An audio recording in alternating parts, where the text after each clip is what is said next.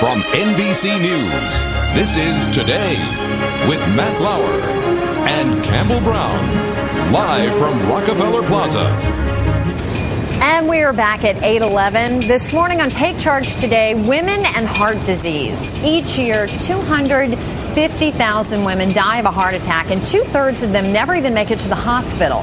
In a lot of cases, it's proof that what you don't know really can kill you.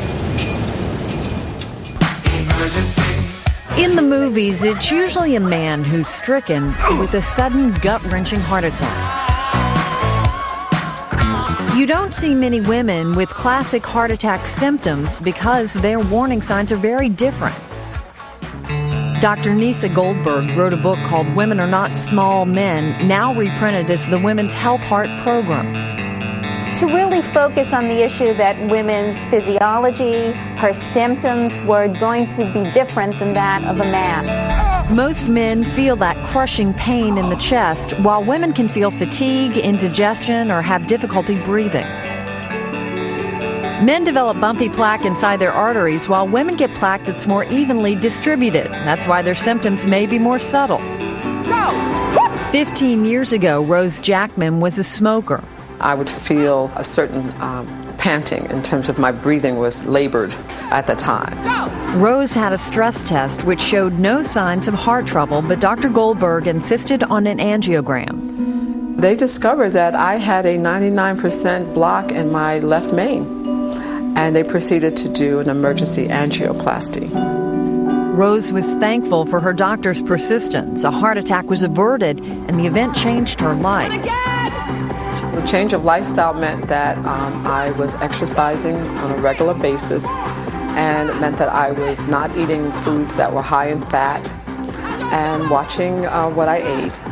And certainly I stopped smoking. Stephanie Oster was 34 when she had a heart attack while studying in Spain. It was a crushing pain in my chest.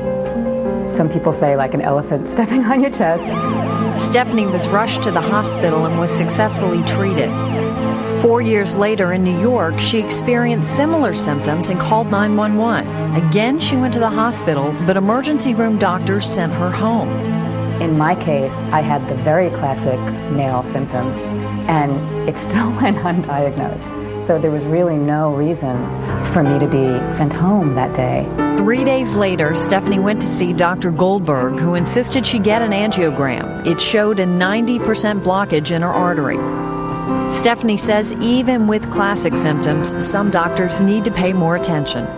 It's taken a long time for doctors to catch up and understand that women are as likely to be candidates for heart disease as men are. Dr. Lori Mosca is a preventive cardiologist at New York Presbyterian Hospital. And Dr. Mosca, good morning to you. Good morning. So we were talking about the statistic earlier, which I think is pretty amazing, based on your research, that only 20% of doctors know that heart disease kills more women than men. How is that possible?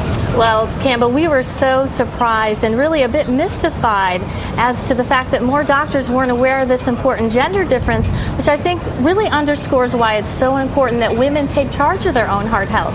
But I was going to say the good news is that the American Heart Association over the past 10 years has conducted a series of surveys and showed that we've actually doubled the rate of awareness among women. So we're making some progress, but we have a ways to go. We also saw in the piece that stress test for women don't always pick up heart disease. Why is that? That's right. Women are different than men, and there's a number of reasons why it's more difficult, our diagnostic tests, to interpret in women compared to men. They have more difficulty getting their heart rate up when they're on the treadmill test. They have estrogen levels, which affect the electrical activity of the heart. There are differences in how common heart disease is, but we also saw in this segment that women have more subtle disease. There doesn't tend to be the big blockages that we see in men, and this makes it more difficult to pick up. And also more subtle symptoms when it comes to a heart attack, symptoms that are different from men. Take us through those. Right, that's exactly right. I mean, we saw a picture of the classic Hollywood heart attack. Right. You know, the chest pain. Yeah. Now, there's a lot of misperceptions about that, Campbell. In fact, chest pain still is the most common symptom in both men and women. But women are more likely to have these unusual symptoms, such as difficulty breathing, nausea, abdominal pain, jaw pain. It can almost just feel like indigestion. That's right. So it's easy to ignore, right? It is, and that's the problem. Because women do tend to ignore these symptoms, it's not on their radar screen that it might be heart disease, so they delay. They don't seek treatment. And then when they actually show up, they have a worse prognosis and more complications. What about risk factors? Because again, you have risk factors that are different. That's right. Actually, the risk factors in men and women are quite similar, but some of them are more risky in women. Diabetes, for example, is a very strong risk factor in women. Low levels of the good cholesterol are more stronger risk factor in women compared to men. But the good news, Campbell, is that women respond equally as well to men in terms of preventive therapy and risk factor control.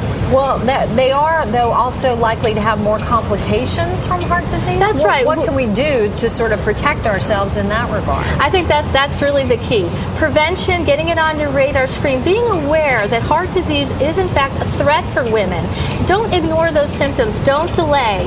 Talk to your doctor. Get an assessment of what your risk factor status is. And real quick, we're almost out of time, but let me ask you about some news recently. Women should not take aspirin to prevent heart attacks? That's right. Another very fascinating gender difference. We know that aspirin prevents second heart attacks in both men and women.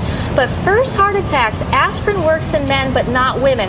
So, Campbell, it underscores the point that what's good for the goose isn't always good for the gander. It's such important information, and it's amazing how little we know or seem to know about ourselves, because so much of the focus has been on men and heart attacks. That's true, but we do know now that knowledge is power to improve our health. Well, great information, Dr. Lori Mosca. Thanks. Good to talk to you. My Thanks pleasure. very much. Thank you.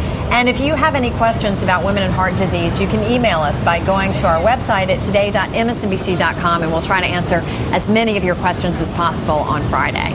And coming up next, Martha Stewart whips up some cold summer drinks. That's right after this.